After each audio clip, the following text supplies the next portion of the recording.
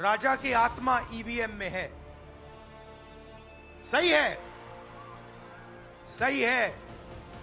EVM के खिलाफ राहुल गांधी का यह बयान आपको याद होगा। रविवार को न्याय यात्रा के मंच से राहुल गांधी ने प्रधानमंत्री मोदी पर यह निशाना साधा था।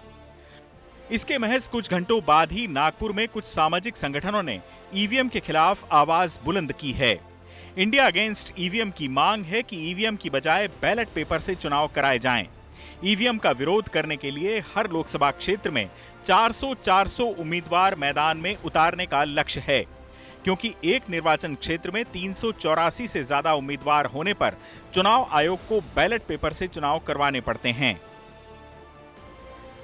कि हम लोग किसी भी हालत से ईवीएम से चुनाव इस देश में नहीं होने देंगे और उसके मद्देनजर जो ईवीएम की कैपेसिटी है 384 उम्मीदवार की, उस 384 उम्मीदवार की कैपेसिटी से ज्यादा हम लोग जो है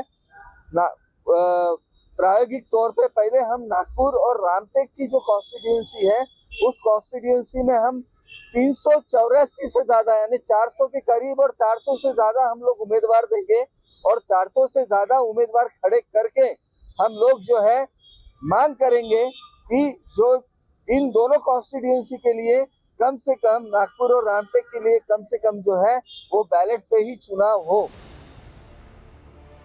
इंडिया अगेंस्ट ईवीएम के एडवोकेट आकाश मून ने बताया कि हर ईवीएम मशीन का एक कंट्रोल यूनिट होता है। इस बार चुनाव आयोग M3 ईवीएम मशीनें लाया है, जिसमें ज्यादा से ज्यादा 24 बैलेट यूनिट जोड़े जा सकते हैं।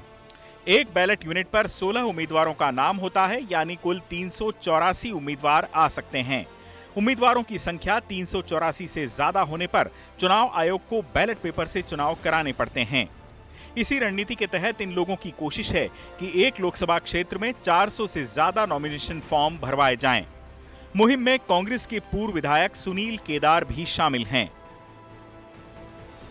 उनको ईवीएम इतना जरूरी कि ईवीएम उनको रखना ही है, इसलिए चीफ इलेक्शन कमिश्नर के साथ जो 2 कमिश्नर उनको एडिशनल देना था, उसकी मीटिंग उनकी शेड्यूल थी 15 तारीख को, बराबर है। 15 तारीख की मीटिंग शेड्यूल थी, पर 15 तारीख को मैटर लगा था सुप्रीम कोर्ट में। इन्होंने मीटिंग एक दिन पहले प्रीपोन कर डाली। संगठन का दावा है कि चुनाव आयोग की ओर से ईवीएम मशीनें हैक नहीं होने का दावा किया जाता है, लेकिन ईवीएम की पूरी जानकारी नहीं दी जाती। इसीलिए आयोग से तकनीकी जानकारी मांगी गई थी, जो आयोग ने नहीं दी। जबकि ईवीएम मशीन हैक की जा सकती है और जल्द ही इसकी सार्वजनिक मॉक ड्रिल भी दिखाई जाएगी। इधर चुनाव आयोग लगातार ईवीएम पर उठाए जाने वाले सवालों को खारिज करता रहा है। हाल ही में चुनाव की तारीखों के ऐलान के वक्त मुख्य चुनाव आयुक्त राजीव कुमार ने शाराना अंदाज में ईवीएम पर उठाए जाने वाले सवालों का जवाब दिया था।